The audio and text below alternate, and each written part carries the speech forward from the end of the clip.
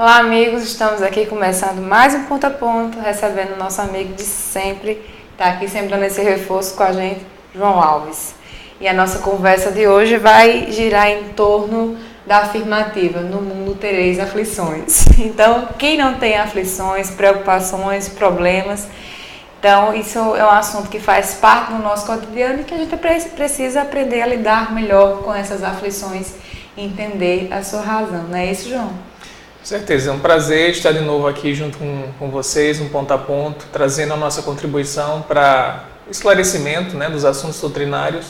E é sempre bom falar de Jesus, Jesus é sempre atual, e esse assunto ele vai ser atual até que a gente chegue a ser mundo de regeneração definitivamente, que é um mundo que só vai ter, na verdade, provas e aflições a gente não vai ter mais como a gente tem agora. Mas até chegar lá, que vai demorar ainda um tempinho, sempre é importante entender por que nós sofremos, a finalidade do sofrimento como purificação do nosso espírito. Então, dentro das bem-aventuranças, ele diz assim: bem-aventurados os que choram porque serão consolados. Realmente é necessário que a gente sofra, até chegar à felicidade verdadeira? Kardec pergunta aos espíritos, no livro dos espíritos, se a gente tem que passar pelo caminho do mal, se todos os espíritos têm que passar pelo caminho do mal para poder chegar à pureza. E os espíritos dizem que não, pelo caminho do mal não, mas pelo caminho da ignorância. Então, assim, se a gente fosse obediente, se a gente fosse sempre observante das leis de Deus e vivesse em harmonia com as leis da natureza, a gente não teria que sofrer tanto. Casos raros de espíritos que são missionários e que vêm para o mundo como o nosso, que sabem que vão ter sofrimento pela nossa ignorância, pela nossa brutalidade, aí fica como exceção. Mas como a gente é rebelde à lei de Deus para observar os mandamentos divinos, aí a dor ela funciona como um elemento pedagógico. É o elemento que o mundo espiritual coloca para cada um de nós para sensibilizar o nosso coração. A ideia é mais ou menos assim: o nosso coração ele é muito embrutecido. Ele é como se fosse uma pedra de gelo cristalizada que só vê a si mesmo. Então, para quebrar essa pedra, para poder amolecer o coração, para trazer calor para o coração, as marteladas, as cinzeladas vão sendo dadas pelo sofrimento. É uma perda de um ente querido, é uma perda de uma situação financeira, é você ter uma compreensão religiosa que às vezes não encaixa com aquilo que você está sentindo e você se decepciona muitas vezes, no contexto que você foi criado. Então essas dores, sejam dores físicas, ou dores psíquicas, dores emocionais, que são as mais dolorosas, porque atingem a alma, vão quebrando a nossa cerviz dura, como diria Moisés, o nosso orgulho, para a gente viver a lei de Deus. Então assim, necessário, a gente poderia entender, necessário é a gente observar as leis de Deus. Se a gente observasse, não haveria tanto sofrimento. Mas, no nosso caso aqui terreno, torna-se uma necessidade. Pelo nosso contexto atual, já de erros acumulados. Se você considera a Terra como mundo de provas e expiações, é uma necessidade sofrer. Não tem para onde correr, como a gente falou. Encarnou aqui é porque a gente está num grau ainda de rebeldia e precisa sofrer. E quando Jesus diz isso, felizes ou bem-aventurados os que choram porque serão consolados, Kardec trata desse assunto no Evangelho, e é o capítulo mais longo que tem no Evangelho segundo o Espiritismo. E não é à toa que é o mais longo. É o mais longo porque a gente mais precisa entender o porquê dos sofrimentos. Ele vai falar das causas atuais, das causas anteriores, por que nós passamos por situações de grande aflição, que é justamente para a gente ter essa purificação. E o consolo, como diz Jesus, na interpretação de Kardec, ele vem se a gente souber sofrer. Tem até um item nesse capítulo que diz assim: o bem e o mal sofrer. Então, assim, se eu estou sofrendo e não estou tirando a lição, eu não vou ser consolado. Então, na compreensão do Espiritismo, a gente entende realmente a função pedagógica da dor. Você diz assim: não, eu estou sofrendo, eu tive uma perda afetiva, eu tive uma perda financeira, mas isso é para que eu possa aprender o quê? Um desapego, uma simplicidade, e eu vou receber um consolo depois. Isso é um sofrimento com consciência do porquê do sofrimento. Agora, sofrer por sofrer, Kardec até indaga isso, não leva ninguém a uma evolução nem a um consolo.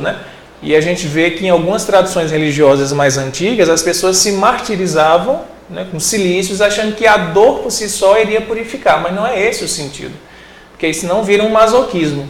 A gente vê alguns ditados referentes ao espiritismo dizendo que espírita gosta de sofrer. Não é que a gente gosta de sofrer, a gente entende a função do sofrimento e não murmura e não reclama, ou não deveríamos reclamar. Mas nós não buscamos o sofrimento, a gente tem que buscar seguir a lei de Deus. Se a gente não conseguir viver a lei, a dor vai chegar. E quando ela chegar, a gente vai ter que estar preparado para isso, né? Mas necessidade é observar a lei de Deus. Sofrimento é uma contingência pela nossa rebeldia.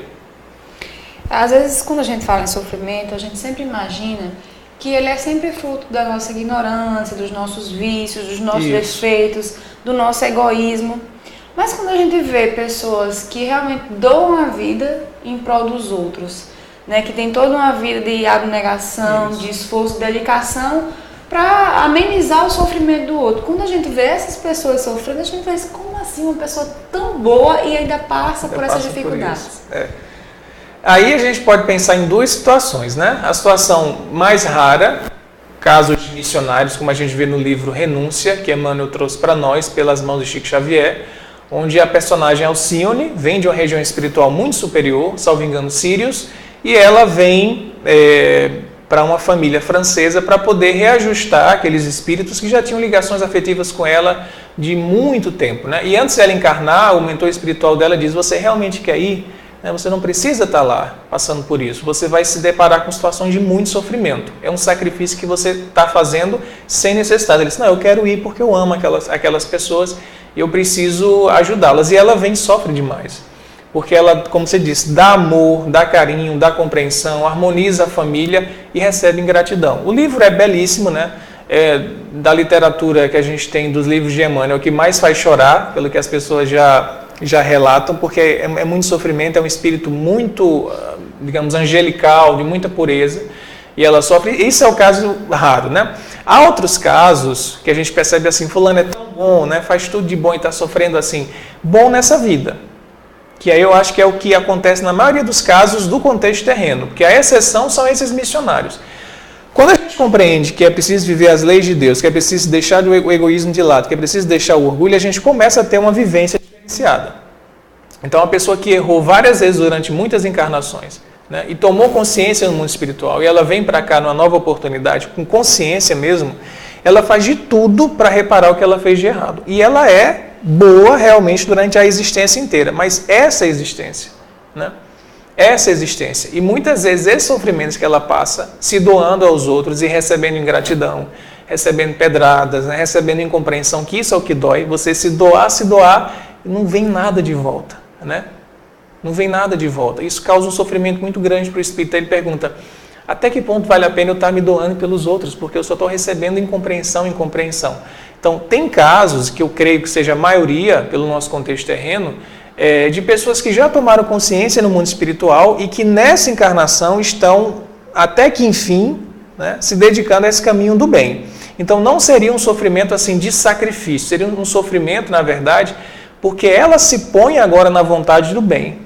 E como Jesus disse, né, o mundo, pela ignorância, com os seus lobos, vão tentar devorar as ovelhas, que são aqueles seres pacíficos, né? Ele já alertava para isso. Então, assim, há o caso do missionário, que é a exceção, e há o caso da gente, que a gente cansa de errar, cansa de viver no caminho da ignorância e do mal, começa a servir os outros, recebe incompreensão porque é diferente. Ele não entende aquilo, né? Então, não é um sofrimento injusto, como pode parecer aos olhos de algum. Como é que essa pessoa que é tão boa está sofrendo? Como é que Deus permite que isso aconteça, né? Que aí é que está o nó da questão. Não é que Deus seja injusto, não é que Deus não está vendo a situação. Ela precisa, aquela pessoa, dá o seu testemunho de amor. A grande questão é essa. O que vem depois não cabe a ela. Né? Porque não é uma questão de você, eu fiz o bem agora, estou recebendo o bem agora. Não é assim. Não é como a gente faz um acordo financeiro num banco, a gente faz um contrato de um empréstimo que você dá e recebe. Não é assim. A gente tem que plantar o bem e a colheita, o resultado, a volta, está nas mãos da espiritualidade. Então eu posso ter uma vida de 40 anos de sacrifício, me doando à minha família, me doando a uma causa, me doando a pessoas que vivem em situações extremas na África ou no interior do Nordeste do Brasil e em outros lugares, e eu posso não colher resultado naquele momento. Porque isso cabe ao mundo espiritual saber o merecimento e o mérito e o momento correto para eu receber esses frutos. Né? O São Francisco dizia o quê? É dando que se recebe. Mas ele não diz quando você vai receber, você tem que dar. O nosso dever é dar amor. A retribuição, aí quem sabe é Deus. Não somos nós. Então não é injustiça, né? Uma pessoa tão boa sofrer. Isso não é injustiça. Porque os parâmetros divinos são diferentes dos nossos parâmetros humanos. A gente não pode se basear no nosso imediatismo de dar e receber na hora para compreender como é que funciona a lei de Deus. Ela funciona diferente. A nós cabe seguir a lei. Confiar na providência que na hora certa ela vai nos restituir e restitui com muito mais, vamos dizer assim, não é nem quantidade, né? Com muito mais qualidade para preencher o nosso coração que foi tão esvaziado nas doações, né? Você falando de justiça aí, teria alguma forma da gente compreender a justiça divina sem admitir a reencarnação? Boa pergunta, né? Isso é uma das perguntas que a gente se faz quando a gente vê casos de pessoas que nascem em situações mais privilegiadas economicamente, em detrimento de outras pessoas que nascem em situações de grande miséria, né? A gente vê pessoas na mesma família, o casal tem um filho saudável, todo perfeito, como a gente entende, sem deficiências, e tem outro filho com alguma limitação psicológica, uma limitação biológica, orgânica, tudo mais.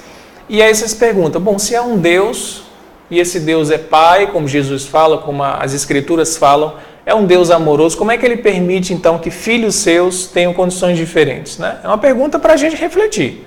No Espiritismo, a gente tem uma resposta muito clara em relação a essa questão da justiça, né, relacionada à reencarnação. Porque se Deus é bom, e Ele é, se Ele é Pai de todo mundo, se Ele não tem preferências, como é que Ele permite, então, haver situações tão discrepantes entre os seus filhos? Um que nasce lá na África, coitado, que não tem nem uma fruta para comer muitas vezes, e outro que nasce abastado na Suécia e vive naquela qualidade de vida de como se fosse outro planeta até, né?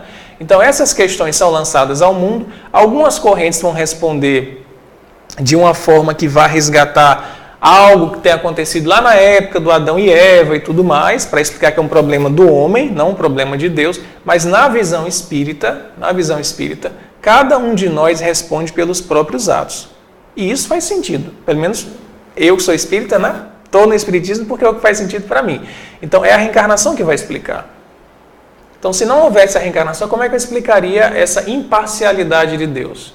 Aí eu poderia dizer, pô, Deus é parcial. Deus prefere o pessoal da Escandinávia e está esquecendo dos africanos. Cadê o Deus nesse sentido, né? Então a reencarnação explica porque a gente passa por uma situação de miséria e também por uma situação de opulência, né? Para experimentar esses dois lados. Então, justiça e reencarnação, na verdade, elas se complementam dentro da concepção espírita, né? E aí é para o resgate, para a evolução, para a gente cumprir com a lei de causa e efeito, né? Essas duas leis andam juntas, causa e efeito e reencarnação. Na nossa interpretação espírita. A gente respeita quem interpreta de outras formas, né? Mas para a gente, para explicar essas anomalias, entre aspas, no mundo, só a reencarnação mesmo para explicar. A pergunta que eu vou lhe fazer agora, para nós espíritas é um pouco óbvia a resposta. Sim. Né? Mas para o público que nos assiste, que pode não ser espírita, e assim, a gente vê no mundo atual, como você falou, a gente ainda está no mundo de expiações e provas, então a gente vê muito sofrimento, né, muita angústia, muita dor, né? Sim. Muita incerteza sobre todas as coisas, as pessoas estão numa fase de se questionar sobre a vida, sobre os seus conceitos, e esses questionamentos às vezes chegam até a perturbar, porque você não vê que o modelo que você tem estabelecido não atende mais às suas questões, mas você não tem um modelo que substitua. Perfeito. Né? Perfeito. E essas questões às vezes perturbam as pessoas e elas passam por sofrimento e muitas vezes até usam a porta do suicídio como uma forma de se libertar daquele sofrimento. Aí a pergunta que eu faço, que eu acho que vai responder a todos que já se questionaram sobre esses assuntos, que já até pensaram na possibilidade do suicídio a dor, ela cessa com a morte física? Na nossa compreensão espírita, como você muito bem disse, né? A gente já sabe a resposta, mas a gente tem que entender o contexto geral, né, da humanidade. Considerando que nós somos espíritos espíritos imortais, espíritos que antes da formação do corpo já existiam, isso é muito importante frisar, né? Porque não é só você continuar vivendo após a morte do corpo, após a desagregação da matéria corporal. Você já existia antes do corpo. Então os espíritos respondem a Kardec que o mundo espiritual, ele independe e ele é primeiro em relação ao mundo físico. Poderia nem existir esse mundo e a gente ser espírito, né, sempre numa vida espiritual. Então, partindo da nossa natureza enquanto espíritos, né, que na verdade quem sente a dor, no final das contas, é o espírito, o corpo na verdade é só um intermediário para o mundo, né? É ele que permite a passagem das sensações, a passagem dos estímulos, mas quem vai sentir mesmo é o espírito, é a consciência. Você desagregar, né, assassinar, destruir o seu corpo, não vai cessar a dor, porque ela está no espírito. Essa é a nossa compreensão. Então, se a gente fosse materialista, né, e entendesse que a nossa vida se resume a um conjunto celular que vive 30, 40, 50 anos e que vai depois virar pó e ponto final, não tem mais consciência, então realmente o suicídio anularia aquele sofrimento, né? Mas nós não somos esse conglomerado de células que se organizam em tecidos, em órgãos, etc. Nós somos um ser imortal, uma centelha divina criada à imagem e semelhança de Deus, como diz o próprio livro de Gênesis da Bíblia, né? Então não cessa de forma nenhuma. A gente entende, né, e é uma questão muito delicada, sobretudo nesse mês que a gente está passando, o setembro, né, o setembro amarelo, a questão do suicídio, que para você chegar a isso, eu imagino como a pessoa não deve lutar dentro de si, como você disse, porque o modelo anterior já não satisfaz, mas eu não acho uma saída e você fica naquela guerra, e a saída acaba sendo uma fuga, na verdade. Ela não escolhe por um outro modelo quem se suicida.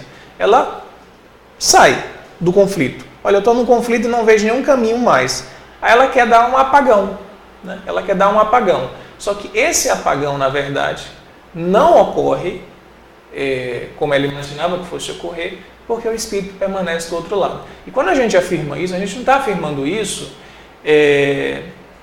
com base em teorias, com base em imaginações nossas, não. A gente afirma isso com base nos fenômenos mediúnicos. São os próprios espíritos que vêm dizer. Porque se a gente afirmasse que nós somos imortais e que o suicida vai continuar sofrendo no mundo espiritual apenas por teoria, como tem muitas teorias filosóficas que até atestam que nós somos imortais, a gente poderia ser taxado, vocês estão criando só uma teoria. Mas não é teoria, gente.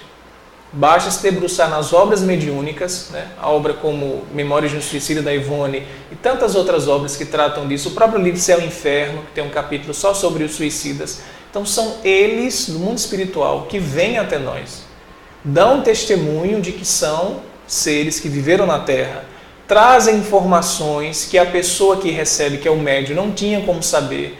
Então, assim, basta você mergulhar no estudo, né? O que há, na verdade, da parte da população em geral em relação ao Espiritismo, é uma falta de vontade de mergulhar no estudo, como Kardec dizia no que é o Espiritismo. Para você aprender astronomia, não é só pegar a luneta e olhar uma vez para o céu. Você tem que ter anos de dedicação. Então, essa convicção que nós espíritas temos hoje, que nós somos imortais e que o suicídio não resolve, ela se fundamentou depois de anos de estudo. Anos de estudo. Então, é preciso mergulhar nos fenômenos e entender isso. Então, o suicídio, na verdade, ele é uma fuga, né, que a pessoa faz para sair do sofrimento, mas que no mundo espiritual se torna ainda mais grave, porque além de ele ver que não resolveu o problema, imagina a cena, né? Você quer sair de um problema, você não resolveu o problema que você estava passando e ganhou outro. Então, em vez de ser uma saída, ele se torna, na verdade, um caminho que gera um segundo problema, que é você, no mundo espiritual, perceber que a sua condição, né, de suicida infringe uma lei de Deus. Então, você adquire um outro débito. Né? Um outro débito. Não que o mundo espiritual vai chegar lá e julgar de forma nenhuma, né? Há todo um amparo espiritual, há todo um conjunto de espíritos, né, que a gente sabe que trabalham, inclusive, sob a inspiração direta de Maria de Nazaré, pela delicadeza, né, do caso, todo aquele amor, porque quanto mais sofrimento, mais amor é necessário para curar.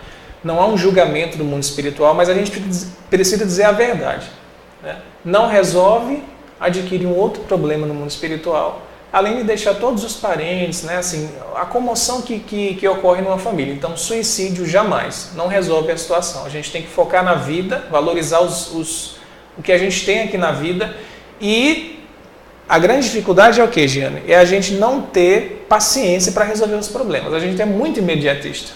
Muito imediatista. Então, assim, eu tenho um problema hoje, eu perdi o emprego, né? A gente está no contexto financeiro e econômico do mundo inteiro de muita dificuldade. Fui demitido da minha empresa, perdi o emprego, tenho 3 crianças para cuidar, tenho a minha esposa, tudo, não tenho dinheiro. Tem gente que fica louco com isso, né? Às vezes baixa o padrão de vida e não consegue administrar uma vida mais simples, uma vida mais, como se diz, regrada. E ele fica, mas eu perdi isso, perdi um carro, perdi aquele apartamento na praia, perdi... Ele fica só pensando e não reconhece o que ele tem ainda, né? E para ele é o fim, né? Para ele só faz sentido viver naquele padrão. Então também isso é um teste para aquela pessoa, né? Deixar a rebeldia de lado, aprender a ser mais simples e ver outras situações, né? Então a gente é muito imediatista, que é a resolução rápida. Como a resolução não vem rápido, porque a pedagogia divina ela é lenta, mas funciona. Não é um fast food que você dá aqui e saciou a fome, não é. Né? Porque isso não resolve nada, isso assim só engana, é um paliativo. A gente tem que aprender a esperar para poder chegar ao momento certo. Como a gente não espera, aí foge. Né? Infelizmente foge de um suicídio, e aí os casos a gente vê alarmantes. A cada minuto, menos de um minuto, uma pessoa está se suicidando no mundo, né? Dizem as estatísticas. Então, na nossa compreensão espírita, de forma nenhuma a gente deve seguir essa opção, porque só vai aumentar o problema, o sofrimento é ainda maior. Tem que valorizar a vida mesmo em ter fé, é um teste de fé. Os sofrimentos servem para a gente ter fé, e eu falo isso por experiência, todos nós já passamos por situações que a gente pensa em desistir de tudo. A gente pensa em desistir, porque você tinha um foco naquilo, você perdeu, mas aí é um teste para você aumentar a sua fé e confiar e esperar. E aí a resposta vem, se a gente souber esperar, a resposta vai vir. Tem que deixar essa vida de fast food, querer tudo na hora. Não, precisa de um tempo para acontecer. Outra questão, João, é com relação ao perdão. Como a gente falou, tem pessoas que se dedicam à família, aos amigos, ao trabalho, e às vezes você se decepciona, você recebe ingratidão, né? Uhum. E isso gera grandes dores, grandes decepções, amarguras. Sim. Aí a pergunta é: há condições de eu realmente ser feliz sem que eu consiga perdoar aqueles que me ofenderam, que me machucaram? Isso aí é uma das questões, assim, eu acho que mais sérias, né? E a gente vê durante toda a vida de Jesus, em várias situações, ele tocando nesse ponto do perdão, né? Reconcilia-te com o teu adversário enquanto está com ele no caminho, né? Enquanto está vivo. Quando Pedro vai perguntar a Jesus quantas vezes se deveria perdoar, né? Tem todo um contexto judaico, ele responde não 7 vezes, mas 70 vezes 7 vezes, né? Perdão em relação a pessoas que cometiam crimes perante aquela sociedade, né? Como a mulher adúltera e outras situações. Então, assim, o tema do perdão é um dos temas mais centrais do ensino do Cristo e que envolve uma cota de amor muito além do que a gente consegue dar, porque você tem que conseguir ir além das fronteiras do seu ego e dos seus interesses, né, para poder acolher aquela pessoa que lhe feriu. Então, a cota de amor mais alta é a do perdão. Porque você amar quem trata você bem é muito fácil, mas você amar alguém que lhe agrediu, que lhe feriu, né, e acolher aquela pessoa, isso é muito difícil. Então, na sua pergunta, né, se a gente consegue ser feliz sem perdoar, não consegue. Porque se você recebe uma situação de ingratidão, como você disse, eu me doei para o meu filho a vida inteira, né, 30 anos me doando, agora eu estou doente aqui, sou um idoso e meu filho nem me visita no asilo, né? E quantos pais, quantas mães estão em casas de abrigo para idosos sofrendo com isso, né? Poxa, nem visitar me vem. Eu dediquei minha vida inteira a ele, foi um pai cuidadoso, um pai amoroso, e passa por uma situação de ingratidão em relação aos filhos, né? E aquilo fica ali corroendo. Não tem como ser feliz. Tem como você ser feliz fisicamente quando está um inseto picando você toda hora? Não tem como, aquilo vai incomodar. Então, o rancor, a mágoa, né, que são as marcas que a falta de perdão deixa na gente, vai corroendo o nosso espírito, vai corroendo. Você pode até se distrair, você pode se ocupar com uma coisa interessante, pode ter um prazer momentâneo, pode mergulhar no trabalho, como algumas pessoas fazem, mas aquilo está ali dormente. Quando você parar tudo que você está fazendo e voltar para você, e o problema não está resolvido, o verme está lá corroendo, né? Aquela mágoa está corroendo. E a proposta de Jesus para a gente ser feliz é o quê? É amar integralmente. E isso é bonito, esse sentido integral, né? No contexto judaico, quando eles falam de paz, que é o shalom, que a gente tem uma vida em harmonia perfeita, eles falam de integralidade. Então, meu coração precisa estar todo integrado. Ele não tem que ter rachaduras, né? Ele não pode estar quebrado em alguns pedaços. Eu só vou ser feliz quando meu coração estiver completamente integrado. E se eu tenho alguém, mas é só uma pessoa, mas está lá a fissura, que eu não consegui acolher, né? Porque é uma questão de você acolher aquela pessoa. O que é acolher? É você entender o limite de compreensão que ela tem, é você entender que ela não tinha ainda uma visão espiritual para poder, né, saber lidar com o que você deu muitas vezes para ela. É você entender que ela é imperfeita como você também é imperfeito. Quando você entende tudo isso, que demora muito tempo, requer muita maturidade, você acolhe aquela pessoa do jeito que ela é. Porque a gente cria muita expectativa, o nosso problema é isso. Mas eu esperava que o meu filho fosse fazer isso comigo quando eu chegasse na velhice. Você criou essa expectativa. Mas ele dá, como minha mãe fala, manhinha fala, cada um dá o que tem. Eu não posso esperar do outro, ele dá mais do que ele não tem ainda. Então isso ajuda muito a gente não criar expectativa para não se decepcionar. Mas se criou expectativa e se decepcionou, o que fazer então a partir disso? Seguindo os ensinos do Cristo, é a gente tentar olhar para o outro como um irmão nosso de caminhada e tentar acolhê-lo no seu limite. Porque se a gente não fizer isso, não vai vir Deus, não vai vir Jesus, não vai vir Emmanuel, não vai vir Joana de Anjos para tirar do nosso coração a mágoa, não. Não vem ninguém para tirar, não. É a gente que tem que pedir e fazer todo um esforço para tirar para a nossa saúde. Para a nossa saúde.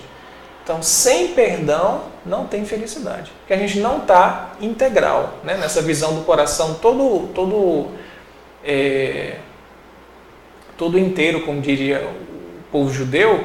Se você não consegue perdoar, fica lá a fissura e você não vai ser feliz. Então, para ter paz, para ter o shalom, que é essa integralidade, a gente tem que realmente conseguir perdoar. E é interessante, para fechar essa ideia, que quando a gente estuda os textos bíblicos, né, no Novo Testamento, que está escrito em grego, os verbos que Jesus usa em alguns casos para dizer perdão tem a ver com deixar ir.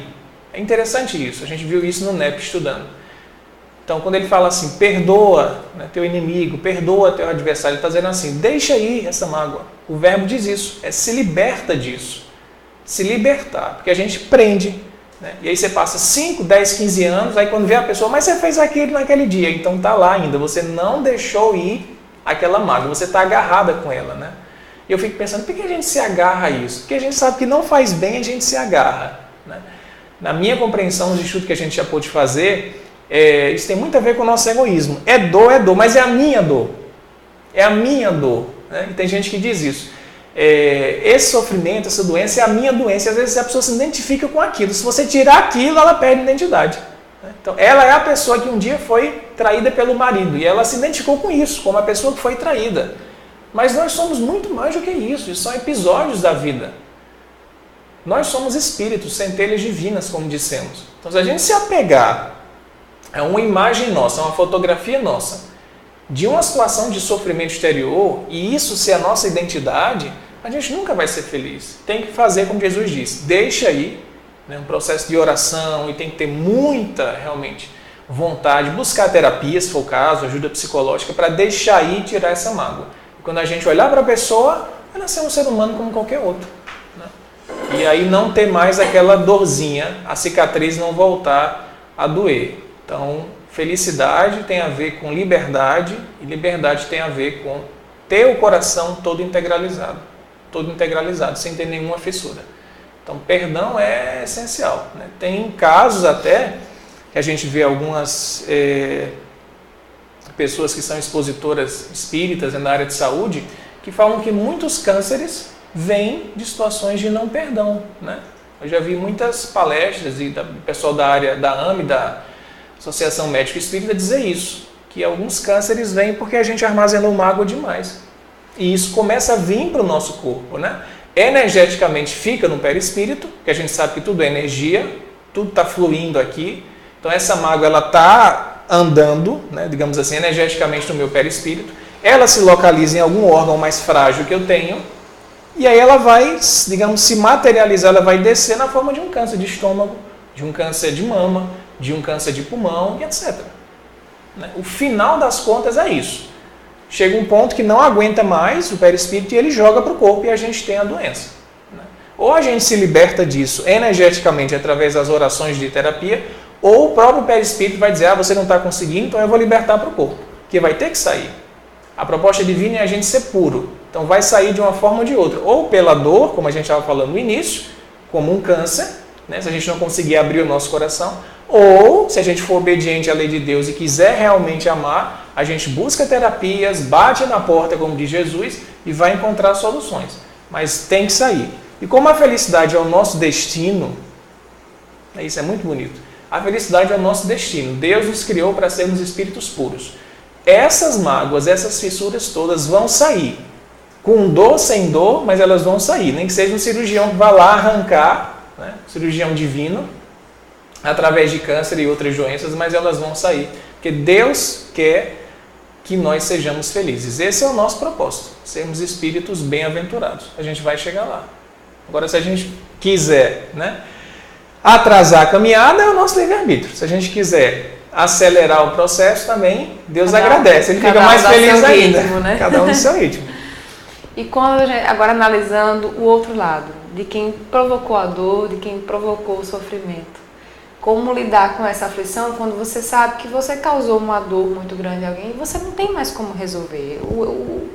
O erro já foi cometido, não tem como voltar atrás, não tem como remediar, não tem como reparar mais. Aí é outra situação também muito séria que pode levar a pessoa a entrar num processo de culpa, né? E de auto-martírio. E isso para a obsessão é uma porta gigantesca aberta, né? A gente sabe que casos de obsessão espiritual acontecem muito, nem tanto porque aquele espírito tinha alguma situação de inimizade, de vingança, mas simplesmente porque a pessoa cometeu um ato, né, que ela sabe que não é correto, ela já tem essa consciência, né? Porque tem gente que faz o mal, faz e não está nem aí, não pesa, não tem remorso, né? Isso denota um grau de compreensão da vida bem limitado, é um espírito ainda muito embrutecido, mas há situações assim, até situações patológicas, né? Pessoas que têm distúrbios e que fazem o mal e não tem arrependimento nenhum, não sente nada. Fora esses casos, né? Aí a gente volta para um padrão mais geral, das pessoas que já têm uma consciência melhor, quando causam mal, né? Como você disse, não tem como reparar, né? Às vezes a pessoa desencarnou, às vezes foi um mal assim, eu tirei a vida de um filho de um amigo meu num acidente que eu estava bêbado num carro, né?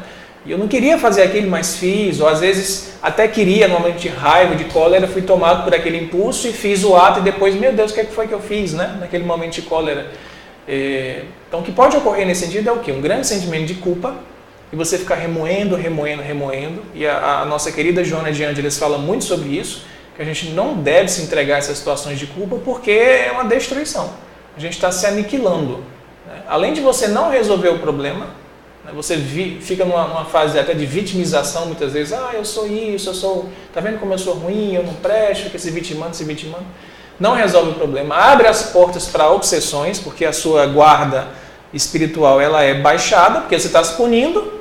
Então os espíritos vêm, né, os que ainda querem provocar desarmonias e se aproveitam naquele campo, né, de culpa aquele campo energético de culpa que a gente está gerando. Mas o que fazer então? Primeiro, não se entregar a esse processo de ficar se culpando. O remorso é importante porque você vê o que você fez e você sente a dor, mas ele tem um tempo.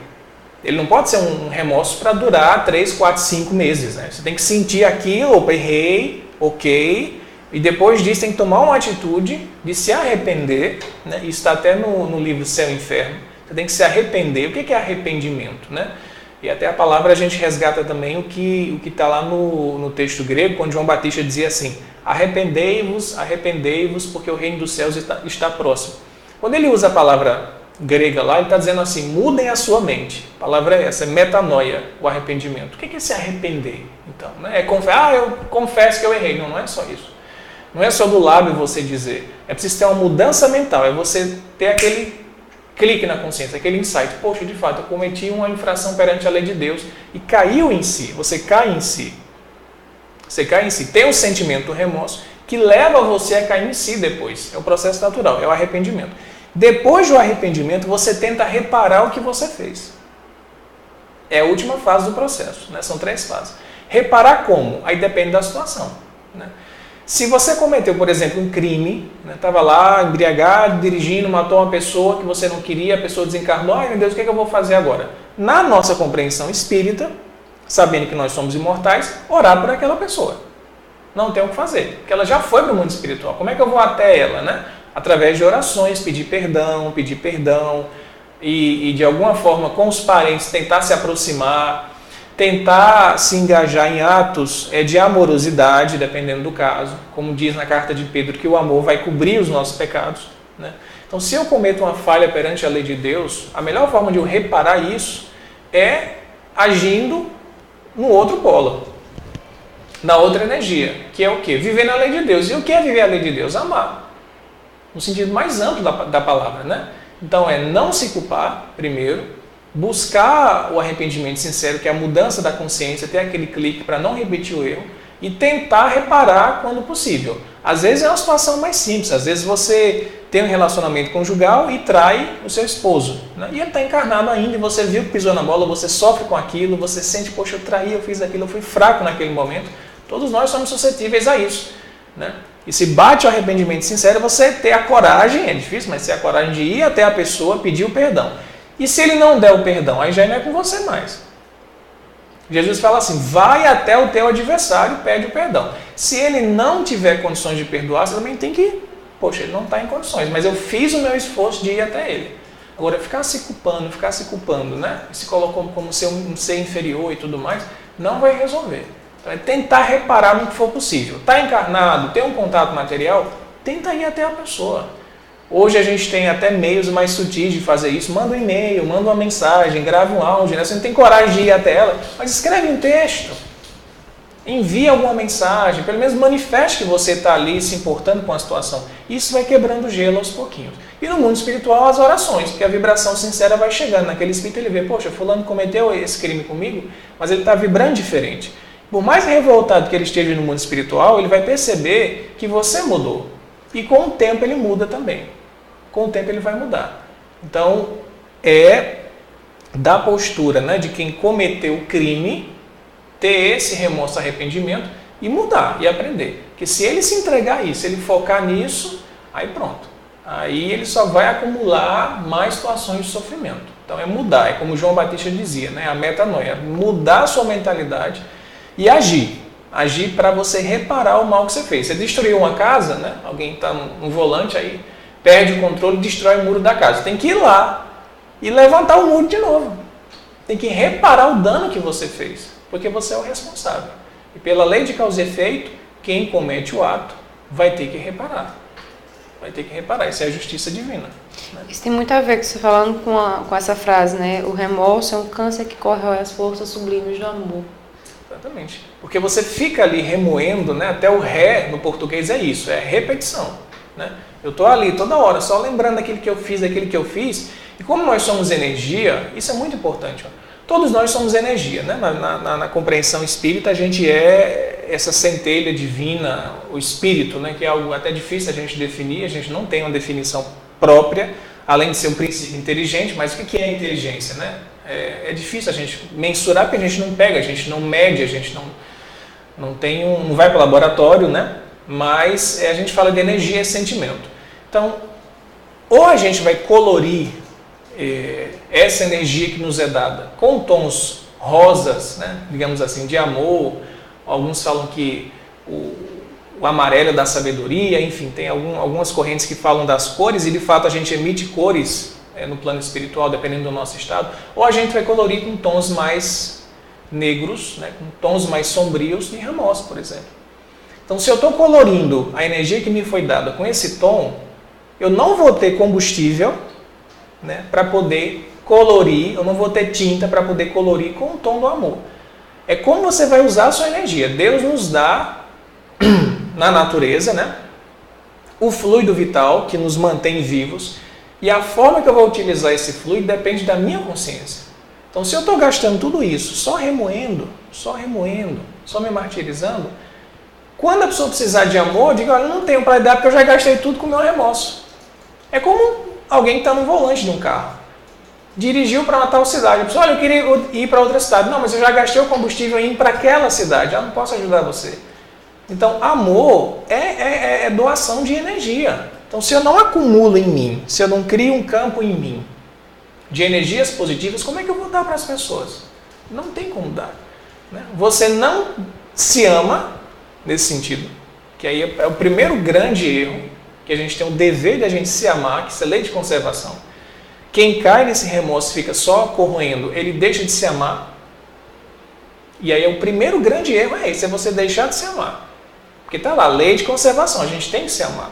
Você deixa de amar a Deus, porque Ele criou você para o amor, então você está desrespeitando o Criador. E por último, como você está desrespeitando os dois principais pilares, você não consegue uma relação afetiva boa com as outras pessoas. Se eu não estou bem comigo mesmo, nem bem com Deus, como é que eu vou amar o outro, que é meu irmão, meu semelhante? Então, realmente, você cria um problema triplo aí. Né? Então, é realmente tirar a vibração desse remorso, reconstruir, se alimentar de amor para poder você ter felicidade e levar algum tipo de consolo para as outras pessoas. Né? É a gente que vai escolher como colorir essa energia. E aí o remorso vai corroer as energias do amor, com certeza. Porque não sobra combustível, você gastou todinho naquilo. Você fica fraco, né? Você vê as pessoas que se entregam a isso, ficam desanimadas, abatidas. Você vê a expressão, ele está se consumindo naquilo. Ele tem que dar um salto quântico aí, fazer a metanoia, como diz João Batista, e dar o upgrade e sair daquilo, né? Tem que sair daquilo para outra sintonia, tem que sintonizar com outras estações. Senão a vida não flui, não. Ele não vai ser feliz nunca, de jeito. João, com relação às aflições, eu acho que os pais vão concordar comigo, os filhos são grandes motivos de aflições para os pais, né? As preocupações que a gente acaba dando, que é natural, né? Mas em alguns casos essas aflições, elas são mais agudas, né? São mais graves. Sim. Porque às vezes os pais educam os filhos com valores, né? Dentro de até de uma certa disciplina, de uma certa ordem. E quando eles se tornam adultos, né, que daí assumem realmente o leme das suas vidas, adotam opções de vida, escolhas que muitas vezes são uma frustração para os pais, né? E que muitos pais perguntam onde foi que eu errei. E se culpam e se afligem muito porque não conseguiram fazer do filho ou da filha um homem de bem que tanto sonharam. Que não conseguiram fazer com que o filho fosse feliz nas suas escolhas, na sua vida, nas suas opções. E aí, como é que a gente faz para auxiliar os pais aflitos? Kardec pergunta sobre isso, né, no Livro dos Espíritos. Até o que Kardec não perguntou, né? Kardec só não perguntou, gente, o que não estava ao alcance dele em termos tecnológicos. Até abrindo um parênteses, né? Até a gente pergunta. Kardec não perguntou sobre clonagem. Gente, não existia isso naquela época, né? Kardec não perguntou sobre as situações de mudança de sexo hoje dos pessoal que é transexual. Gente, não existia naquela época cirurgias. Então, assim, tem assuntos. Kardec não podia perguntar sobre... hoje as redes sociais não tinham isso. Agora, o que tinha na época dele, dificilmente você vai ver no Livro dos Espíritos uma lacuna de um assunto que era da época dele. Ele perguntou de tudo, né? Inclusive, claro, família, que é o assunto mais fundamental da nossa vida, porque a célula mata é aquilo que a gente vai ter de fundamento para a vivência das relações sociais. O que Kardec pergunta aos espíritos, né? Se a paternidade e se a maternidade são missões dadas por Deus. Eles falam que sim. E uma das missões mais grandiosas é você ser pai e você ser mãe. Por quê? Porque, como você falou, durante um certo tempo, até a emancipação, 21 anos que a gente considera na legislação, né?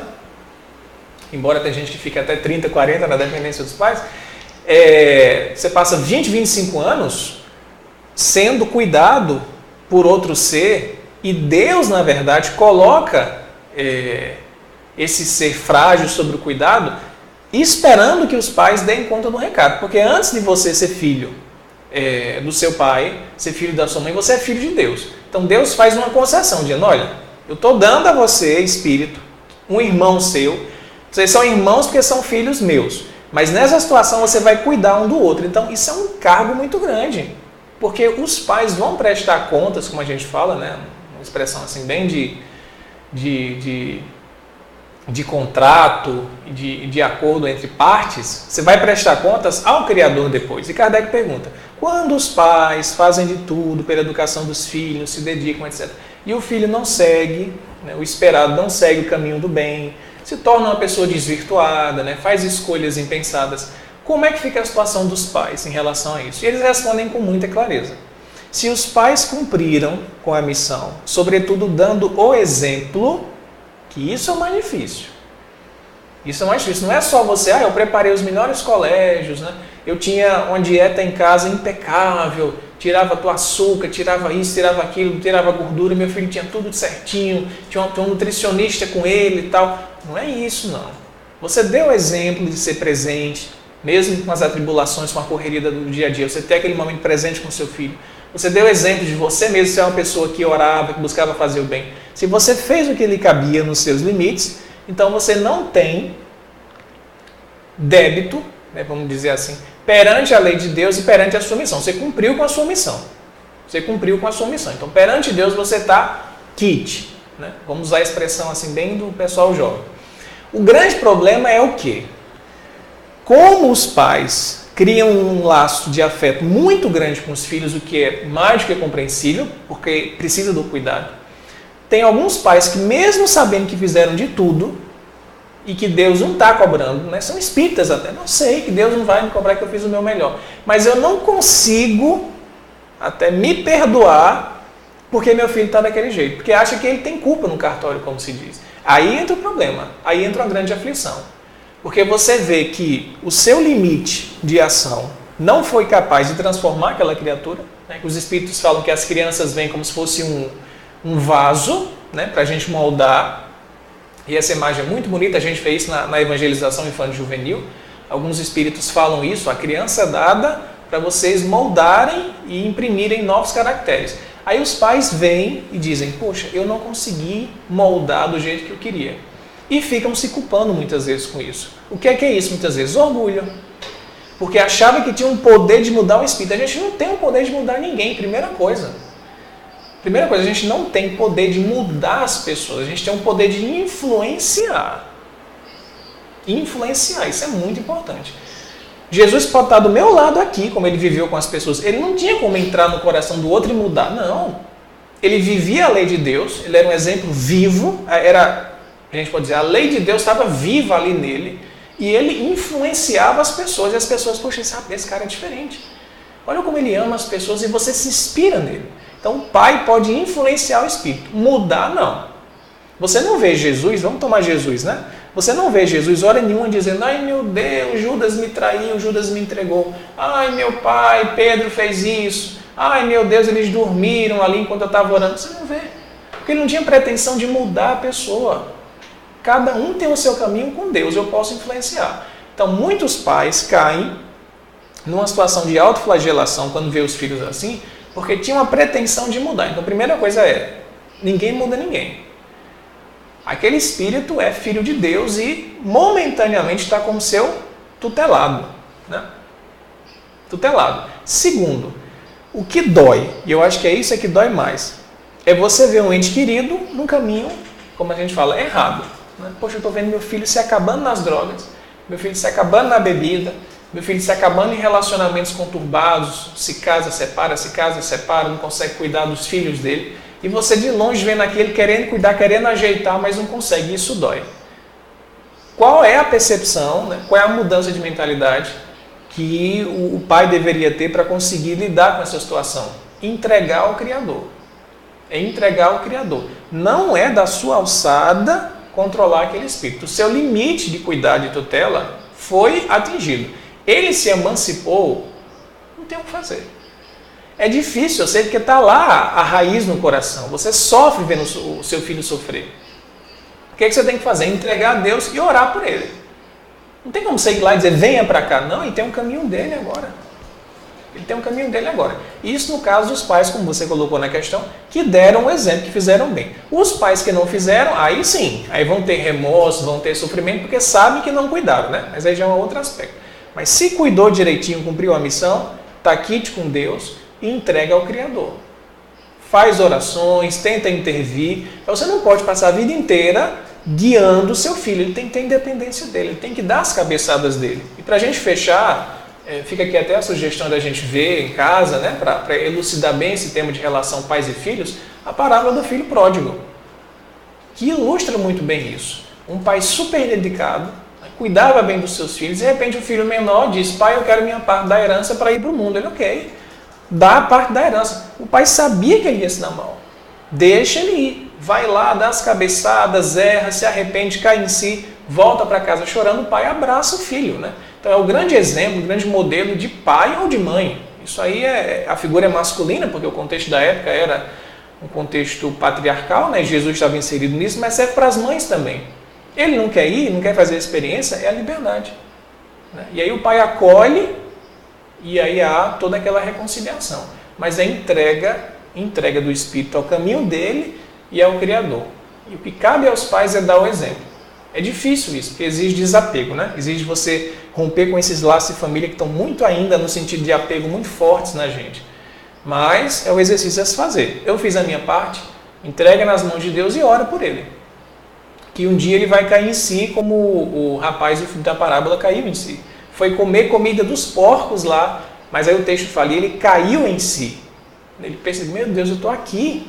Como é que eu estou nessa situação? Meu pai me ensinou tudo de bom e um dia ele vai acordar, né? É o pai saber, e a gente ser espírita ajuda muito nisso, que por mais que ele esteja sofrendo, se entregou às drogas, etc., isso é uma experiência dele, né? Digamos assim, é uma página do livro da existência espiritual completa dele, que não é o todo da história, né? É um momento, é uma experiência, como o filho pródigo. Viveu aquilo, e até às vezes aquela situação que ele vive de drogas, aquela situação de abandono que ele se coloca em si mesmo, e de vida errada, como a gente diz, que faz ele cair em si. E tem gente que está ali todo certinho, mas está certinho por uma questão de hábito social, né? Essa parábola é muito profunda. Porque às vezes você precisa ter uma situação de sofrimento. Não estou dizendo para ninguém se drogar não, viu gente? Não é isso não. Não é porque você vai se drogar que você vai ter uma iluminação, não é isso. Mas às vezes você vai por um caminho meio torto, e nesse caminho torto você se acha. Deus sempre está ali cuidando, né? Você vai acabar se achando, como diz a parábola. Então é entregar a Deus. Os pais têm que entregar a Deus. Porque antes de tudo, tem até um nome de um livro que fala isso, né? Nossos filhos são espíritos, né?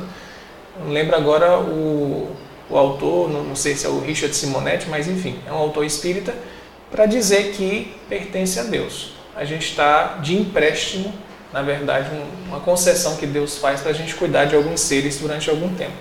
Então fiz minha parte, dei o exemplo, aí é o espírito com ele.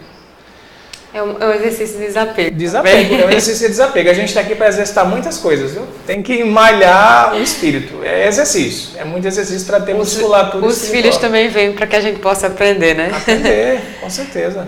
João, para a gente finalizar, para amarrar, a gente já falou de vários tipos de aflições, de sofrimentos, e a gente sabe que eles são de todas as ordens, de todas as intensidades, né? Mas eu queria que você, antes de finalizar, deixasse uma mensagem para aqueles que nesse momento passam por um momento de dor, de sofrimento, de angústia. Sim. E que muitas vezes já estão com as forças findando e já não vê mais como resolver. Estão naquela situação de dizer, e agora, o que eu faço? Eu não tenho mais recursos, como me movimentar em prol da solução desse problema. A gente, enquanto cristãos, né? Enquanto espíritas, enquanto estudiosos do Evangelho, enquanto seguidores, ou pelo menos candidatos a seguidores de Jesus, que é o nosso mestre, o nosso rabi, a gente repete o que Jesus disse, tem de bom ânimo. Porque ele diz isso, no mundo tereis aflições. Aí ele diz, eu venci o mundo, tem de bom ânimo. Em outro momento ele vai dizer isso.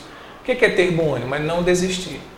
Você fala assim, mas João, eu tento ter bom ânimo, mas eu não consigo. E o caso da depressão entra muito nisso, né? A gente nessa depressão, suicídio tem muito a ver, que a grande doença, a grande aflição do nosso tempo é essa aflição da alma, da depressão, que você não vê sentido, tem aquele vazio.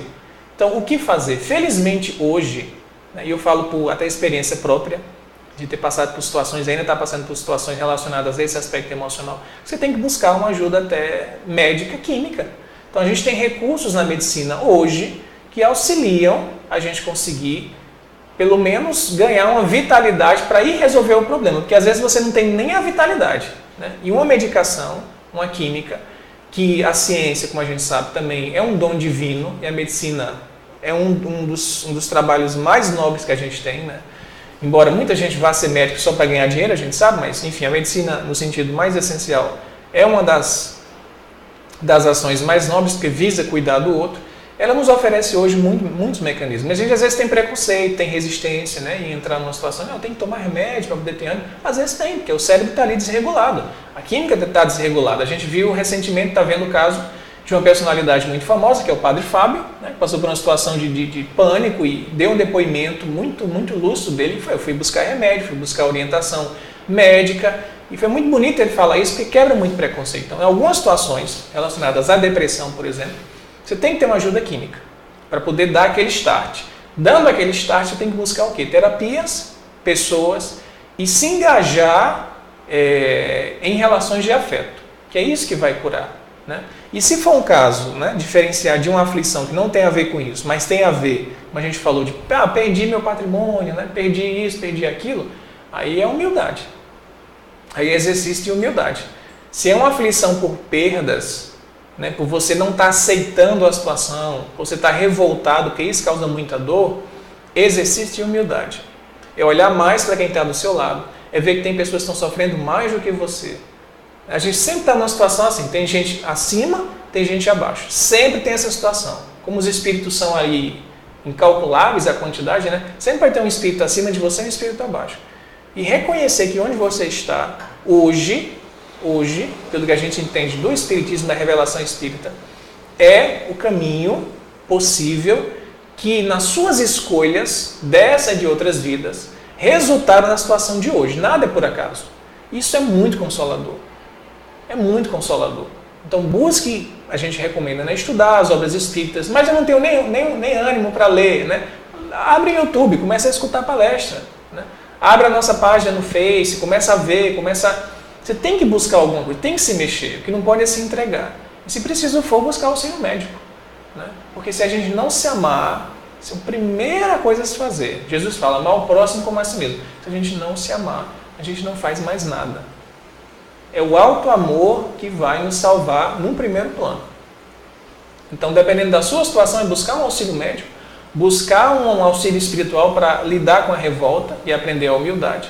Ou, né, dependendo de outra situação, aceitar o contexto atual e até agradecer a Deus. É difícil muitas vezes isso. Paulo vai dizer, em tudo dai graças, para aprender a renúncia e para deixar a revolta de lado, porque ela vai nos corroer. Então a mensagem de Jesus. Aflições, gente, meus amigos, meus irmãos, enfim, todos nós estamos no mesmo barco aqui, né? A gente vai ter até a terra chegar a esse grau de pureza, até a gente chegar a ser puro. A gente não pode perder o bom ânimo, não pode perder a fé. Então é se agarrar na oração, porque ela nos dá forças para suportar. Não vai tirar os problemas. A gente não vai aqui fazer uma propaganda enganosa, né? As orações, o estudo, a vinda a uma terapia espírita, muitas vezes, que é um problema de obsessão, também pode ser resolvido ou amenizado numa terapia espírita, numa desobsessão, etc. Não vai resolver, mas ameniza muito e lhe dá aquele gás para você começar a andar e ver a solução dos problemas. Então é como Jesus fala, tem de bom ânimo, não se entregar jamais. E buscar auxílio, não se isolar. Se a gente se isolar, aí pronto. Aí a gente vai entrar com os nossos próprios monstros interiores que querem nos devorar e com a situação espiritual negativa. Aproxima das pessoas, busca o auxílio, que ele vai aparecer. E é não desistir. É valorizar a vida sempre. Essa é a campanha desse mês, né? E é uma campanha que tem que ser permanente para a gente, porque situações de abalo a gente vai ter possibilidade até chegar à regeneração. Até chegar à regeneração. Então é ter bom ânimo, como disse Jesus, se agarrar na fé e confiar na providência. Deus nunca nos desampara, está sempre conosco, no nosso coração, e é a nossa maior força mesmo, é Ele. João, muito obrigada por mais a participação. Te agradeço. Sempre muito bom tê-lo aqui. Gente, a gente vai ficando por aqui. Eu acho que a gente conseguiu esclarecer algumas coisas, então é abraçar o nosso velho amigo, o sofrimento, que nos traz tantas lições, sim, né? Sim. Nos amadurece, nos modifica, nos transforma para que a gente possa realmente estar pronto para vivenciar outras situações, outras experiências. Vamos encarar as dificuldades, o sofrimento como um auxílio, né? E não como um algoz. E só lembrando que já estão abertas há um tempo, o pessoal está correndo, já garantindo a sua vaga, no 7º Congresso Espírita Paraibano, que vai ser de 5 a 7 de janeiro de 2018. Então, não perca tempo, entra no nosso site, www.fepb.org.br, fique por dentro de todas as informações, todos os palestrantes, que tem uma gama enorme de palestrantes excelentes, e que a gente vai falar sobre a grandeza da vida, em todos os seus aspectos filosóficos, religioso e científico, e a gente vai conversar sobre essa grandeza que Deus nos deu, que é a vida. Então, contamos com a presença de vocês, lá a gente se encontra, né, em janeiro no congresso, então não perde tempo, acessa o site e faz a sua inscrição. E já sabe, sábado que vem a gente está de volta para mais um Ponto a Ponto. Até lá!